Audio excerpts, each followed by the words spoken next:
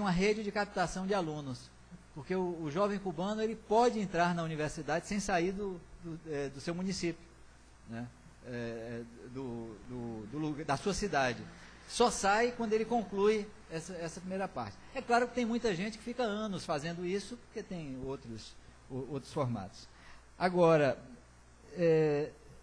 bom, deixa eu explicar só um pouco mais, até para o que a professora Vânia trouxe, pode ser uma confusão. O colégio universitário não é nível médio, é nível superior.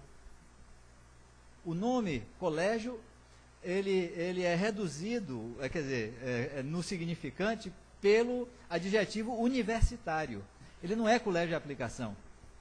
Ele já é o primeiro e segundo, ele já é equivalente ao primeiro e segundo ano do bacharelado interdisciplinar que já existe na UFBA. É o que a gente chama de formação geral. Não, tudo que é depois do médio é pós-médio, mas ele já é dentro da universidade. É como se o aluno entrasse na universidade para fazer ano e meio do primeiro ciclo, só que sem sair de onde mora. Então, não é curso, não é ensino médio, ele não é competir com as escolas, apenas a viabilidade de instalar na escola pública de nível médio e restringir o acesso, que é o acesso direto. O aluno faz o Enem, passou, tem vaga no colégio universitário.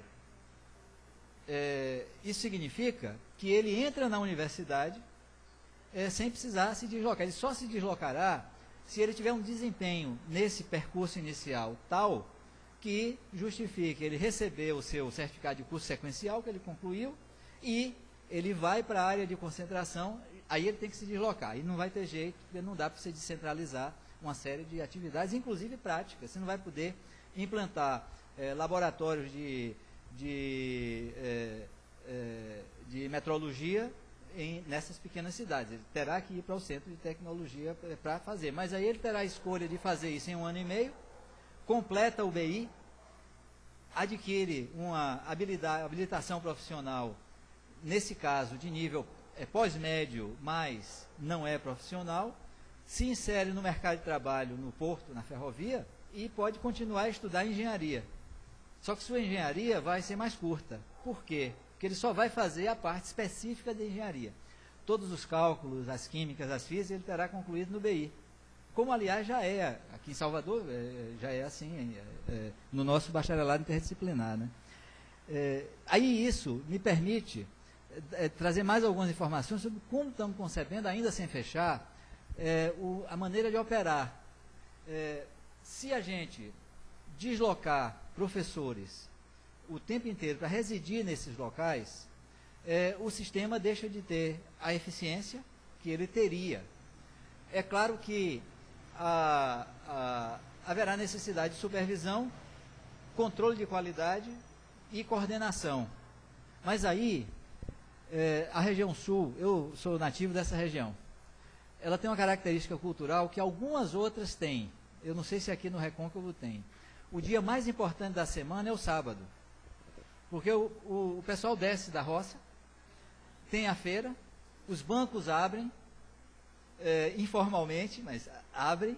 O comércio abre mais do que nos dias da semana e tem uma interação, inclusive, social, porque os que não são famílias de proprietários, que não moram ali, têm parentes na roça, que usam o sábado para essa interação. Aí a ideia é que o sábado seja um rodízio das equipes que estão sediadas nos institutos, nesse caso nos 3 centros, terá um rodízio que a cada semana terá um time dos componentes curriculares que estão sendo ministrados por teleconferência, mas com tutores, igual a UAB, com tutores locais, mas a avaliação não é feita pelos tutores locais, é feita pelos docentes, empregando os mesmos dispositivos de avaliação. Por que tem que ser os mesmos dispositivos de avaliação? Porque o coeficiente de rendimento será o critério de avanço, como já é no BI aqui. Então, se você tiver um segmento que tem um critério de avaliação menos rigoroso e um outro segmento com critério de avaliação mais rigoroso, isso pode desequilibrar o acesso. A proposta é mais um equalizador de oportunidades com uma rede eficiente de captação de alunos da região. Por quê? Hã? Pode estimular o deslocamento, mas esse deslocamento é mais seguro. É muito mais seguro, porque o aluno já fez 1 ano e meio a 2 do curso que ele vai fazer, e aí eu me permito, nesse caso, fazer a referência a essas ideias de afiliação. Você externaliza uma cultura universitária para um lugar onde a cultura é distinta. Então, o efeito da transição é um efeito menos traumático do que, por exemplo, você ter o jovem residente em Ibicaraí, que vai para Salvador ou vem para Cachoeira e tem 3 transições complexas, 2 delas com a possibilidade de ser muito traumática. Uma delas é a transição de uma cultura que não é da universidade, é da escola pública, para uma cultura universitária. E a outra tem a questão própria territorial de mudança, mas tem uma terceira, que esse é um efeito que já produz uma mobilidade social. Essa mobilidade social muda horizontes dos sujeitos. Né? Certamente. E a ideia é que, se a gente implanta num município pequeno 2 ou 3 desses módulos, eles serão usados preferencialmente à noite e os fins de semana, no sábado. O resto do dia, a ideia é que eles se abram como centros de cultura e centros de ciência e tecnologia. Porque, na prática, serão laboratórios de informática abertos em linha direta. Esse vai ser um dos problemas de logística. Agora, a região, sendo litorânea, facilita. É muito mais difícil fazer isso no interior, por exemplo, no Cerrado, lá em Barreiras, né? Porque o acesso à banda larga é comprometido. Aqui também, né? Mas, por exemplo, Ilhéus, Itabuna, Porto Seguro, para você estender uma rede de fibra ótica a 20, 30, 40, 50 quilômetros, a dificuldade será menor. Mas a ideia é que sejam pontos de cultura e pontos de ciência e tecnologia. Só mais uma coisa, também respondendo uma questão implícita que você trouxe, é que isso está sendo pensado em articulação com a Secretaria Estadual de Educação, porque existe um programa de implantação no interior da Bahia de centenas desses centros. Só que é muito melhor ficar um centro de ciência e tecnologia sob a coordenação de uma universidade federal do que estar lá virando uma espécie de lan house aberta para os jovens fazerem tudo menos ciência e tecnologia. Isso me leva à última questão de Xavier, as licenciaturas interdisciplinares. Vai ser batalha, por isso que eu já disse logo que esse eu acho que é o ponto mais polêmico, pelo corporativismo já existente. Agora, ao mesmo tempo, o que estamos aprendendo é que as formações em licenciaturas nessas áreas, ninguém pode criar obstáculos para algo que promova mais a formação nessas áreas. Nosso Instituto de Matemática recebe mais de 100 alunos, forma 15. O Instituto de Física teve um ano, formou 2 alunos. Química, a evasão é de 2/3. E esses que se formam não vão para a escola pública. Os professores não vão para a escola pública, porque ao concluir, o mercado privado os atrai. Então, o que está acontecendo no interior? Nesse interior, que a escola média não tem professor especialista em física, em química, em biologia, não tem. O professor de pedagogia, ou de geografia, ou de história, que é improvisado para ensinar tudo.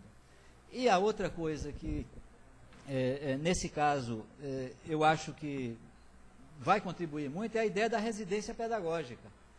O aluno que concluir a licenciatura interdisciplinar, ele pode ter a opção, com bolsa, de fazer o mestrado profissional de ensino, que já é esse programa que já está em curso. E esse mestrado profissional de ensino ele fará na escola, sob orientação, evidentemente. Mas aí, veja, na escola, ao fazer, ele se tornará tutor dos colégios universitários. Então, é possível você criar até um ciclo relativamente virtuoso de, tá bom, jovens que não conseguiram os desempenhos para prosseguir para os cursos de engenharia, podem fazer um mestrado profissional em docência com a residência no seu território, né? Aí a gente espera que com essas integrações, algumas das resistências a gente consiga superar. Duas, você vai manter? Nós temos Georgina, Alain Coulon, Ilisson. Eu tinha uma pergunta, mas eu deixo para depois. Georgina. Boa noite, professor. Na verdade, era meio para complementar o raciocínio. Quando você falava dessa coisa da radicalização, da inclusão e desse novo formato que você traz, eu ficava pensando em duas questões que eu acho que são difíceis, às vezes, mesmo toda vez que a gente apresenta algo novo ou que a gente se arvora a algo novo. Uma delas, eu queria que você falasse um pouco do que você chamou essa estrutura leve. E penso isso porque toda vez que a gente inova na universidade, a gente vê isso. Falo disso em relação, por exemplo, ao que é o perfil desse professor, desse docente que aí está, que é um docente disciplinar, né? A gente, na hora que a instituição se institui, a gente vê que o professor também é alguém que pensa disciplinarmente, por mais que o discurso seja outro. E a outra coisa que eu queria que o senhor falasse também era um pouco sobre as categorias profissionais. A gente sabe que o corporativismo influencia, e inclusive, em momentos de reconhecimento de curso, em momentos de avaliação de curso, e isso é um problema que a gente tem ao instituir talvez, ao instituir um modelo como esse. Furar a fila, só para dizer uma coisa, viu, Neomar, que era nessa direção aí do que Gina está levantando, ela fala da questão do professor enquanto formação disciplinar. O professor tem uma formação disciplinar que entraria em choque com uma proposta como essa.